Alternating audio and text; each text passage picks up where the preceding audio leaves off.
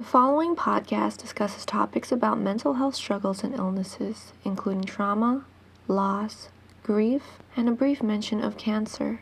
If you are sensitive to these topics or find them triggering, please continue listening with caution. If at any point the conversation is too much or you feel like you need to talk to someone, know that help is available.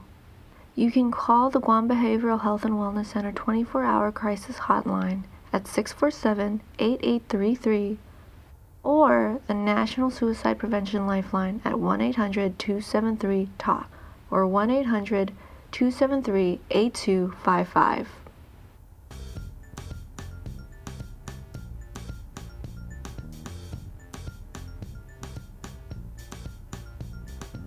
Welcome to Everything's Cherry, a podcast for casual conversations about all things mental health related.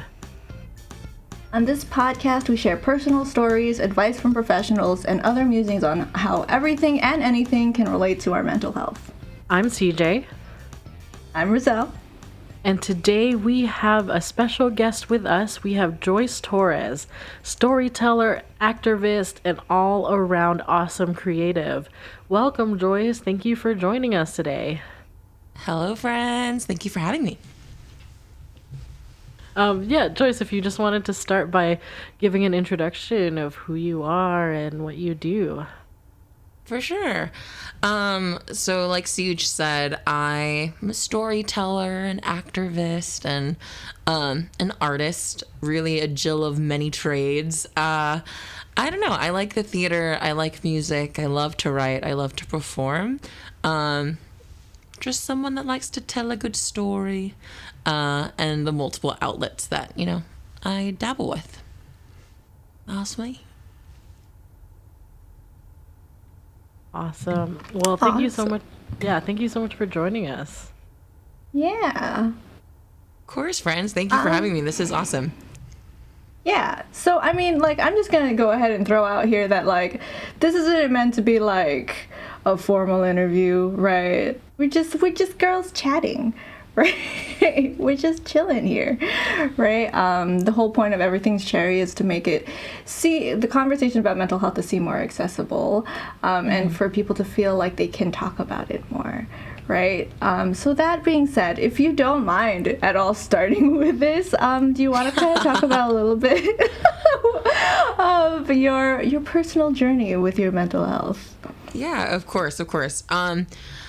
I don't know. I think, life, is so fascinating to me. I was definitely, as someone now, if someone were to meet me now, I think I'm so much better along in my mental health journey. I'm pretty open about speaking about that stuff. I cry at literally everything. I'm not really great at hiding emotion as much as I used to before. I'm pretty much a person that feels deeply, I think, now at this point in my life. But before, that took years of doing. If you go back 10 years ago at this point, fresh 19, 18-year-old Joyce, I really didn't know how to process emotions. I was someone that was very type A, non-emotional. I like to say I was testosterone filled. I was surrounded by dudes in high school and in in life, in the different extracurriculars that you did in high school. And I didn't really know how to process emotion, and I was just didn't know. I was either angry or neutral, or didn't really have a say on anything. And so in relation to my mental health, it started as someone that wasn't aware that I was struggling with so many things, and talking about things, and keeping in and holding on to so much trauma. And then I get to go into the theater and I meet people that are just so open. And I like to joke now that you know how they say some people go into psych to learn more about themselves? I feel like I found the theater because I needed to learn more about emotion, and why as human beings we feel what we feel, and why we do the things we do. And for me, the study of that really made me become aware that I did not understand how to process what I was thinking. And as someone that thinks a lot and that gets so much anxiety and, you know, being unable to recognize that, oh my gosh, I didn't realize I've been quiet about these things. I feel like that's my mental health journey. The discovery of like, oh my gosh, not only are these things, I don't want to say normal. I don't like the word normal, but like everyone's struggling with these things. And I just didn't realize that you don't realize the amount of things that you're struggling with, or that you're like barely keeping your head above water until someone points out, hey, why are you like almost drowning in the middle of the ocean? Do you need help? You know, you don't have to be alone out there. And yeah, I don't know. That was a whole bunch of random stuff. But I think, I guess for me, what I wanted to say was that now I'm pretty open as someone that talks about mental health. But before, I didn't. Like, I don't think CJ saw me cry until like a year into our friendship or something like that. Yeah, I can definitely attest to that, because I met Joyce when she was 19, you know, fresh out of high school, and the Joyce I met never cried at all. I think until an acting class or something, right, where Michelle, our mentor, pulled it out of you. But yeah, I can definitely attest to seeing that. And now we both cry at the drop of the hat, which is not a bad thing. But definitely have seen your mental health journey firsthand, and see how all of that has tied together. Cool. Thanks so much for sharing, Joyce. Let's can we talk a little bit about crying? I don't know if you want to share also, CJ, but I would like to also kind of share a little bit about my history with crying. So I've also always been the kind of person who, like, I think it's just like an anxiety response that I've always had since I was a kid. It's just like whenever I feel any kind of like overwhelming amount of emotion, I've always cried. So kind of growing up, it was something that I got teased about in my family, and also like criticized about, right? People called me the crybaby, right? And so like really early on, I kind of developed this ability to kind of cry without people noticing. Like I'll be in the corner, like just kind of sobbing, but like super quiet and like not really moving. And so like, because I always felt like ashamed of it, and I always felt guilty every time I cried, right? It wasn't until my adulthood that I really just like starting allowing myself to cry in front of other people. And that's why like in public you'll see me cry all of the time, right? I get in front of the audience, talk about anything, and I'm just like sobbing, right? And that's kind of like that's just something that I've always known how to do. And I've just like, it wasn't until recently, like maybe like the last, I don't know, like 8 years or so, that I really started to embrace that part of myself and didn't beat myself up over crying, right? Because like it's just a response that people have. Not like, you know, not everybody can cry so freely, and you know, now I feel so glad that I'm able to, you know. Yeah, I cry all the time. It's just like I genuinely think every single day of my life I cry for something, big or small. And yeah, I've just always been a crier too, I think. And so I work as an academic advisor in the daytime, and I'll literally be tearing up when students tell me about things, and I just like, I guess I'm like you, Ruzelle, where I've kind of learned how to like hide it. So it's just something that's always been a part of me, because there's no shame. You're right. I think a lot of times we're told that we shouldn't do it. You're called a crybaby, but there's really nothing wrong with crying. I think it's a very healthy way to express our emotions. So I'm glad you were able to learn that, Joyce. That's awesome. No, it's what's interesting now when I think back at like, well, I mean, at the root of it, I think it was one of those things where I recognized my life, right? Like, as a kid, I definitely was someone that was very emotionally driven, and then was very, not hyper aware, but just very vocal, right? Like if I didn't like something, and I used to cry a lot. And then around, you know, I'm turning 10, and a bunch of like major life changes, and like the loss of my father, and like things with my like my health, and a cancer scare, and all of that. And it was like, with a drop of the hat, I had to grow up really quickly. So like before CJ meets me at like 19, from like 9 to 19, you grow up really fast, and I'm like the eldest daughter, or at least, you know, with my sister and I. And it was just like, I don't know who told me I wasn't allowed to cry. And here's the thing, I don't think anyone did. But I think Joyce at that time felt like I had to grow up, you know, and be like strong. And I'm really not sad, but I was like, you know, it's you see it all the time. It's like crying, like you guys said, could potentially be seen as like some sort of weakness. And thinking about how, because of that, I just wouldn't cry in public. I wouldn't cry like in front of people. And when I got frustrated, I find that I get really like, I was like bitchy. I was like, what's the word? Just like really cranky, really rude, you know? And then after realizing when I was able to finally start crying and like let that stuff out, it was so fascinating, because I think it really is a release, which is why it's so healthy, right? Like it's our body saying, I'm overwhelmed with a feeling, and this is my way of like, not exuding, but like comforting that, like acknowledgement that I'm overwhelmed by something. And that's like joy, it's happiness, it's sadness. And because of that, I was like, oh my gosh, which is why I think I cry all the time now, because there's so much to be happy about, to laugh about, but also to cry because it's like high-key sad about. Right. And it's so fast. I can't, like, looking at it now, I don't know if I could ever go back into a space where I wasn't allowed to let myself feel or cry. Just because I see now, I was like, no, that makes so much sense when you like suppress that and you're not able to like express it at all. It's wild what it does to the body and like the psyche. Mm-hmm. Right, completely. And yeah, thank you again for sharing that it's hard sometimes when I think it's interesting you spoke about how you don't even think anyone told you not to cry. It's just something you adopted yourself as a child. And so to have to unpack that later on in life, I'm sure it was definitely a challenge, but you know, it's made you who you are today. 100%.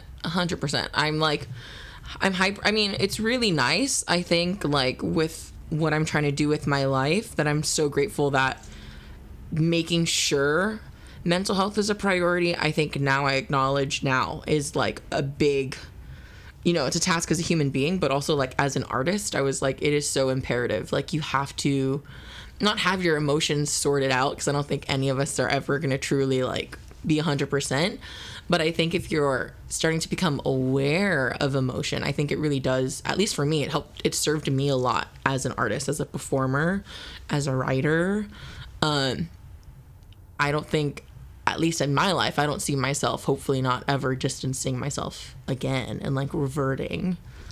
I don't know. I feel like this is a nice way to kind of like segue into like your artistry, because like you and I, we worked on my short film together, right? And like the most amazing thing with working with Joyce, and like, so my short film Good, it's about like basically a personal page ripped out of my journal about like the struggles a person can experience, like different experiences a person can have when they're depressed, right? When they're experiencing depression. And something that was really like, that really astounded pretty much all of us was like working with Joyce, right? Was like, she could really just drop it, like drop the emotions like that. And then turn, like once we called cut, she was like, how was that? You know? And it was crazy because you could really just see it all. She really just like let it loose, you know? And you could see like every, like the twitch of her lip as she cried, you know, where she was like trying to like not quite let it go all the way, those moments. And then like those moments where she really just let it out, like she really like trembled. You could really see like the tears just flowing, and it was just so beautiful to witness as it was happening, you know? It's so powerful to see like cut together, but it was just like experiencing it there, like just there was like this one moment where like I couldn't even call cut really, but like we cut and we were all just quiet and we're just like, wow, that was great, good, okay. You know, Thanks. I mean, yeah. I was thinking about it. Well, what's funny to me, like with CJ, I'm really lucky that I got surrounded by so many amazing friends and people that are criers. So I forget that it's not a thing that people do. Do you know what I mean? Like, I'm so grateful. Like, even our girlfriend group and just like even the other artists that I'm surrounded by, like, genuinely do kind of have that same style of like, when we're in that moment, like really explore it and be expressive. But no, it was the first time, and it was a while before any of us had interacted with anyone in the outside world because of the panorama. That's true. But yeah, it was wild to go through it because I was just like, I remember they were like, "Wait, you're really crying," and I was like, "Wait, people don't cry when they're recording, when they're like on set." I was so taken aback. I was like, "Wait, other actors aren't crying? What is this?" Yeah, I mean, like, not that, like, everybody can't cry, but, like, it's not that it's rare, but, like, it's not often that you see people who can just do it that way, you know what I mean? A lot of the times when, like, people are acting, crying, like, they need, like, a moment to really, like, to get it flowing. Sometimes they just pretend like they are, right? They just kind of make the motions of, but don't necessarily cry because it doesn't come as easily, right? So I think that's really what... took him aback a little bit. Yeah. Well, I mean, I said it before and I'll say it again. I think, Ruzelle, I think it really was a testament to not only your great writing, but I think it's one of those things, at least for me, because when I go in, I don't necessarily try to be like, oh, you know, I'm going to pull from something in my history, only because I found that it wasn't really beneficial to me. Like, because Joyce as a person, like, I found that whenever something's really difficult, I'm not naturally expressive, right? Like, I will disassociate, I will run away from whatever within me, or at least I've done that in the past. So like when it comes to acting, what's been so fascinating, like the empathizing of that moment, but also really just taking in like everything that's happening as truth for me, and then reacting as if I was like, man, those such, you know, and like, again, because you wrote such a brilliant script and such, I mean, a lovely story of what the mind kind of goes through. At least for me, the hardest part was just letting myself sit in those emotions, because they're never, right? No one wants to sit there and be like, we're going to be sad. But I wanted to honor, I was like, it didn't take a lot for me necessarily to get into it, only because I think it's just, like you said, they're so universal. And I think that's what's wild about mental health. There's so many things that are so universal, but because it's not talked about as much, we don't realize we're like, holy, like the person, you know, that we're standing in line with at the grocery store is probably also going through something really wild. And like, I don't know. I'm a crier. I just love people and life. But yeah, so good, Ruzelle. Again, kudos to that. Good. Oh no. It is a beautiful film. I don't know where it'll be by the time this podcast comes out, but if there's a way for you to watch it, 10 out of 10 recommend. So Joyce, you brought up something I wanted to actually ask you about when you mentioned that, you know, you have to sit with the emotions as an actor, you know, whether or not it's like emotions that you know, substitution or whichever acting technique you use, but how, as an actor, do you know, what's your like self-care for yourself after, because I know you've done Good and you have the show Comfort, which is a very, very emotionally intense and beautiful show. How do you separate yourself from that, and what are the things you do to care for yourself and your mental health? Yeah, no, for sure. I think it's strange, because I feel like, because I've really tried to cultivate a self-care culture for myself in my daily life, it really did help doing acting things thrive, if that makes sense. Do you know? Like, the second I started to get better about, you need to hold space for yourself for when I am in that space, but also when I'm like you said, decongesting and kind of moving away from that. So for me, when it comes to doing it in the work, right, in that work, I have to become super mindful, not to get too heady about it, but like, I have to distance myself from the emotion to say I'm holding space to honor this emotion, but I have to also give space to let go of this emotion. And so like actively really having to sit with, like, especially with a show like Comfort, I think, and I think it also goes into like my work that I got to do in the yoga spaces and like meditation spaces. I think the practice of letting emotions come up naturally, but also letting them go has been such an interesting practice that I've tried to get into. And like Ruzelle brought up, like the ability to switch on and off. It's not necessarily because I want to distance myself from that, you know, like from whatever I was going through. But I find, at least for me, I have to like keep myself open to like, oh, I felt really sad that 1 second. And in the same way, I can also have space for like being happy or feeling good. So once I'm done with that, when I go home, I like up the ante on like the self-care. So it's like, make sure to hydrate, make sure to take a shower of some sort and kind of like wash off what I was processing. And then also leave room to do something that'll bring me either some form of comfort or like joy. So whether that's like reading or watching a random YouTube video, I was also a big fan of like watching some sort of like dramatic series or like sci-fi something to just kind of like escapism for a little bit. So for me, it's a lot of like when I'm there, I'm really in it and I'm hyper present in whatever we're talking about.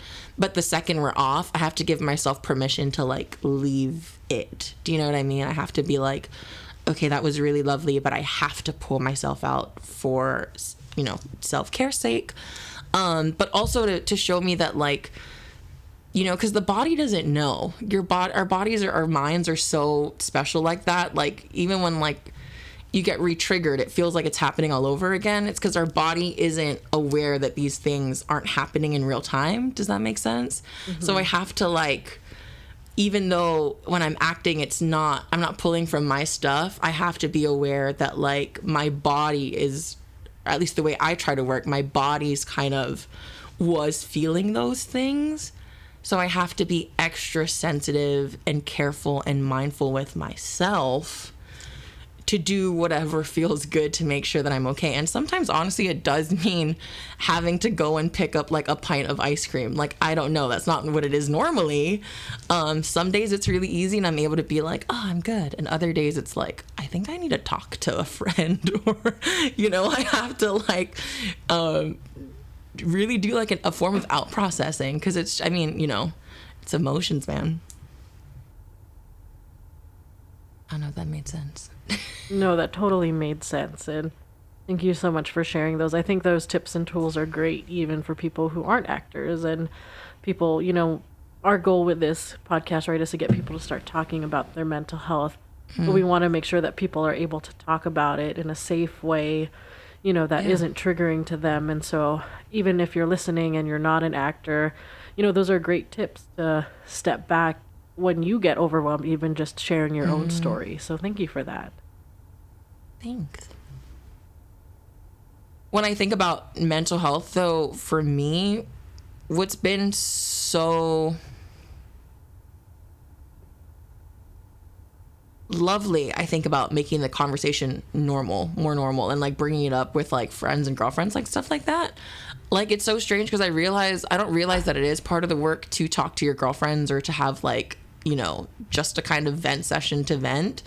Or I didn't realize that was part of the work, only because I had such a great friend group that was just already doing it. But I mean, it is definitely like the thing for me that's really changed how I look at mental health conversations. Because a lot of them, I realize now, they are mental health conversations, but because they happen so often that it's not mental health conversations, it's just like good quality conversations with friends, you know? Mm-hmm. As conversation should be, as opposed to the kind of like, not fake, but shallow conversations. Yeah. Yeah. That makes me wonder though, right? What can we do better as like supportive networks? I mean, what do you guys think?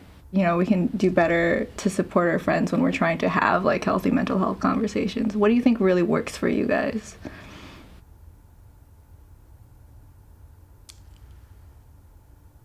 I don't know. I think what's been really lovely is like, I know as we were getting older, it's wild. I was like, I didn't think I'd ever be the type that has to schedule chat sessions with friends. But because of the pandemic, I think that has been really beneficial, at least for me. And also the acknowledgement that like, just because someone can't talk to you right now doesn't mean they necessarily don't want to talk to you. I think also giving each other space to be like, hey, I don't know what's up with you today, but if you do need the time, like take the time, but know that I'm here. If you do want to check in with someone, I think has been really healthy or helpful and healthy. So one, it's like making the effort, like it is effort, right, to like meet up and talk. But I think also coming into a space of being like, hey, like we all need time to decompress. And I think actually giving yourself space and time, whether you do actually talk about anything of value or not, I think making the time, at least for me, has been very beneficial, of knowing like, even if I have nothing to say that day, I'm coming into the space to hold space. So hopefully, you know, maybe a friend needed it, or sometimes we go into the conversation and I don't realize I needed it and I'm like sobbing. I'm like crying. And you're like, oh, my life. I don't know. What about you, CJ? I think that's a really great question, and everything you brought up so far is awesome. And I think in general, just a way we can support our friends who want to talk about it is just by being open and non-judgmental when people come to us, you know, to talk about these things, like just giving people the space to whatever they need to do, whether it's to cry and bawl or vent, and just opening up that room that people can talk. And I think, yeah, Joyce, you kind of mentioned it earlier too, where it's interesting because we live and breathe in spaces where people talk about mental health all that time. Like, it's just our, you know, who we are. And so if your friend group maybe isn't so open, sometimes you need to take that first step in being like, hey, let's talk about this, you know, let's have a cry session. Why not? Like, let's have space, and hold space for each other, I think is a really great step in opening up those spaces to have those conversations. And yeah, because like Joyce said earlier, mental health conversations, sometimes it's just getting together with the gals and venting. And yeah, just knowing that a mental health conversation isn't just like in the room with a therapist or in a podcasting room with three mental health advocates. It's wherever you are able to create space to talk and express yourself safely. And I think also to like remove the pressure of, at least for me, a gift that like, I forget where I read it or who said it, but it's essentially the idea that you don't need to have the answers, right? If someone is coming to you or you're hearing someone's story, like, it's not that it's not your responsibility. If you can, that's amazing. But I think from like friend to friend, I like have to acknowledge, at least for myself and to my friend, I'm not always going to know the right thing to say. Right. But I promise that I will sit there with you. Do you know what I mean? Like, I promise that I will stay. I will stay and I will listen. But I also need to give, you know, like, it's okay if you're unsure of what to say or like what the next step is. Like, I think simply like if someone's opening up to you, that already tells you you're doing something that was good. You know what I mean? Like you're kind of getting it right if someone's willing to be open to you and to say something. So it's like, also all you have to do sometimes is genuinely just listen. And if you don't know, I like to ask, what would help you right now? What would help you in this moment? Do you want to just vent? Would you like advice? You know, and I think actively asking, while also actively listening, I think, you know, normally you'll find the answer there. I found that a lot of times when like we're venting with the girlfriends, it's like they'll say what their crisis is or what they're really like upset about. And if you're really listening, you'll hear like either the solution or you'll hear them say, you know, the thing that they also need to hear, and then you just kind of repeat it back and they're like, oh, that's the answer. But because you're actively listening, you just, you're able to present it and be like, this is what I heard you say. Is that what's making you upset? And sometimes it's enough. Sometimes it's what we need. Yeah, that's a really good point, because I feel like as people, we often feel like when our friends are venting to us that we have to figure out how to fix it, right? But that's not necessarily always the solution, right? It's always like, people, I just feel like that's just like something that happens a lot. Like, you're just like, you should do this, you should do this, you should do that. When that's not necessarily always that what needs to help. So I think that it's really important to ask, right? Ask what you're looking for out of a conversation. That way that, the way that way the intent is clear, and also that way, like, the person who's venting doesn't feel pressured to take any action or feel pressured at all, because sometimes that it can happen that way. Like when a person is giving you advice, you all of a sudden you feel judged, right? Yeah. You feel like you're doing something wrong because like they're giving you advice, and that's not necessarily the case, right? But like a lot of, these conversations, there's no like logical flow, right? Yeah. It's just like, it's based on feeling. It's how you're feeling in that moment. And so like asking the person like, well, what are you looking for? Can be really helpful to move those conversations and to help them process their feelings, at least start to process their feelings in a productive way.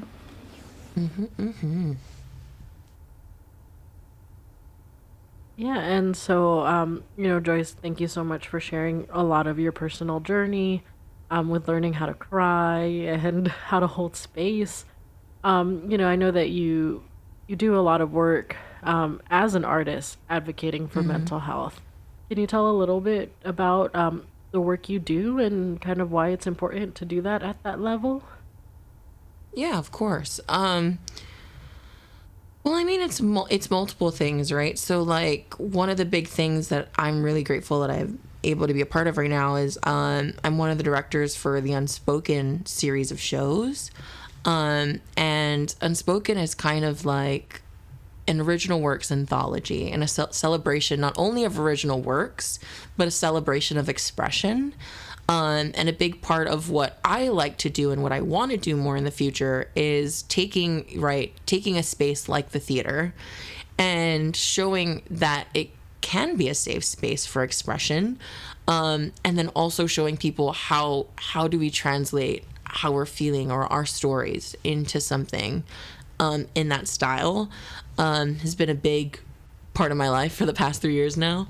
And that comes from a place of, I know that the theater has given me so much access to processing my feelings and getting better at acknowledging where I am in my emotion and therefore my mental health.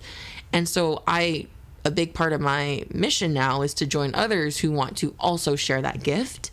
So that's a big part of my work. And then another part of my work as like an actor and a performer, I think one, for me, I've always wanted to see more of that in the media. So seeing like someone that's plus size and Filipino, Chamorro, or Pacific Islander Asian, wanted to see more people that were fully rounded and had feelings and cried and, all of that. So a big part of the work for me is how can I truthfully and honestly express these emotions in an effort to highlight that, like, what these emotions not could be, but, I think I wonder how different my life would be if I saw someone that looked like me, that was presented as like strong or whatever, or whatever, and then also got to see them cry and be open and vulnerable and honest and really mature and really adult about something. I feel like seeing content like that can change culture, mental health culture. It can change, plus size culture, all of those things. So that's another aspect of what I want to do as a performer, is how can I not only amplify stories that I think the world needs to hear, but also do it in a way where using myself as the vessel, that I hope when people see that I'm taking the time to be this vulnerable and honest, I hope it encourages other people to also be vulnerable and honest and engage in these different conversations. So I don't know. I think for me, obviously, I don't think I'm ever going to try to come into the mental health space to be like, this is how you fix everything. But I would like to create a space where people feel like they could come and talk about that. And then also create a space where they'll feel listened to or seen. I think that's really important for me. It's like, how can people feel more seen in the spaces that I create or inhabit? And I don't know. And I at least for my personal mental health journey, I think that's really a big important part for myself, is feeling kind of understood or understanding myself and all of the liberties and the amazing things in my life that have happened because of those moments. So it's like, how can I share similar moments to other people and serve as like an access point or like, you know, a keyed entry point to get into this space as well. I think that's it. That was a little random stuff. That is really, really powerful, and thank you for the work you do and continue to do. I think while you were talking, you really brought up a good point that when we think about, and this might be a little bit of a tangent, but when we think about mainstream media, a lot of times, you know, people that are plus size or people that are BIPOC, you know, they are a lot of times used as the side characters that propel, you know, just saying it straight out there, you know, to propel the stories of the white leads who get to process the emotions on the screen, who get to have the emotional big scenes and the monologues. And yeah, I never really thought about it, that we don't really get to see, you know, BIPOC people, plus size people, basically non-white people really have those moments.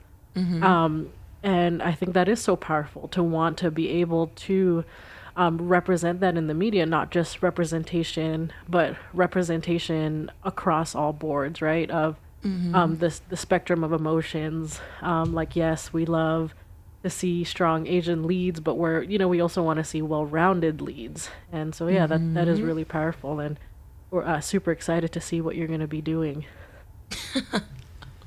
Hopefully there's stuff. I don't know. I think what's really nice about this industry is I don't know.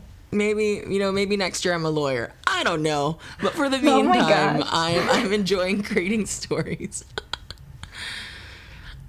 No, I mean, what's been fascinating to me, I think, realizing more so now, in relation to the mainstream media, I think it's also been so fascinating to see what happens when these conversations come up and just kind of like how it gets portrayed.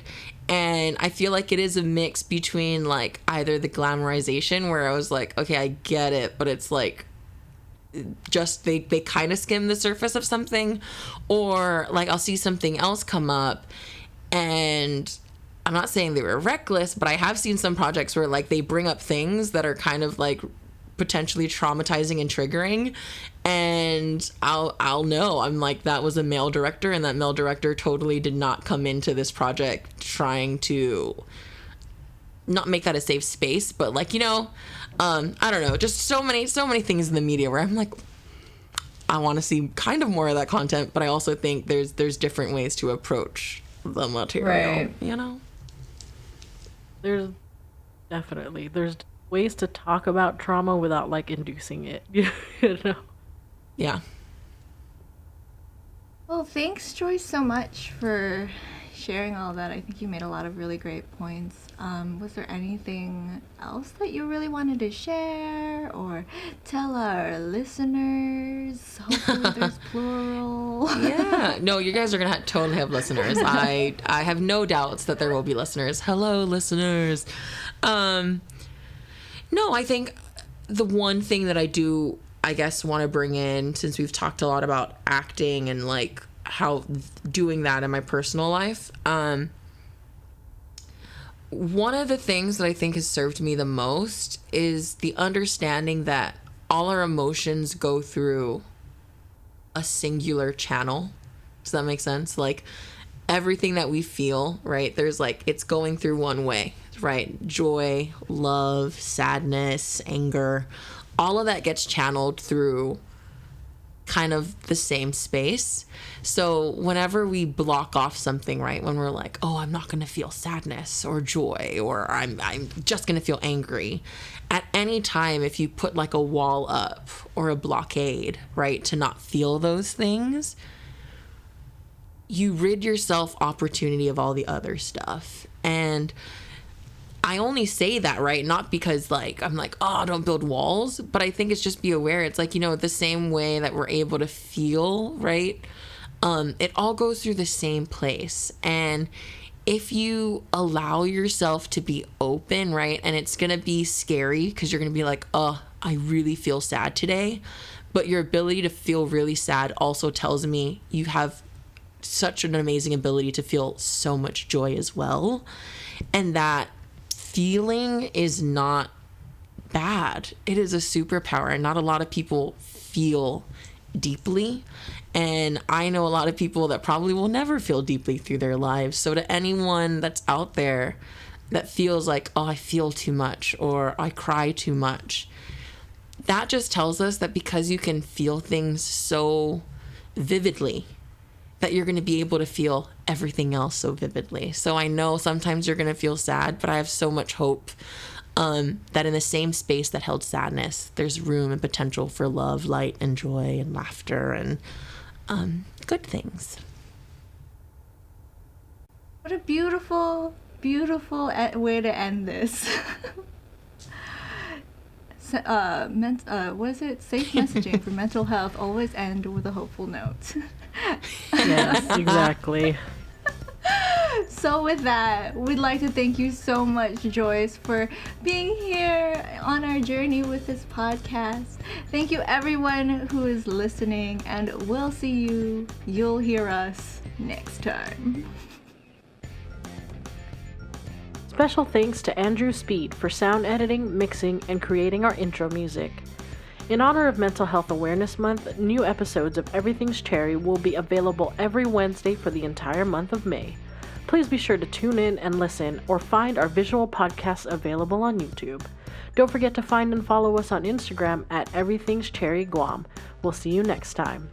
If you are interested in being a guest on the show, send us a DM or email us at cherrygupodcast@gmail.com. Our aims with this podcast is to have important conversations about mental health, but we understand that the feelings brought upon through this exploration may sometimes linger. If you are looking for support and healing surrounding your experiences, the following resources are available and accessible for you. The Guam Behavioral Health and Wellness Center 24-hour crisis helpline can be reached at 671-647-8833, and the National Suicide Prevention Lifeline can be reached at 1-800-273-TALK. That's 1-800-273-8255.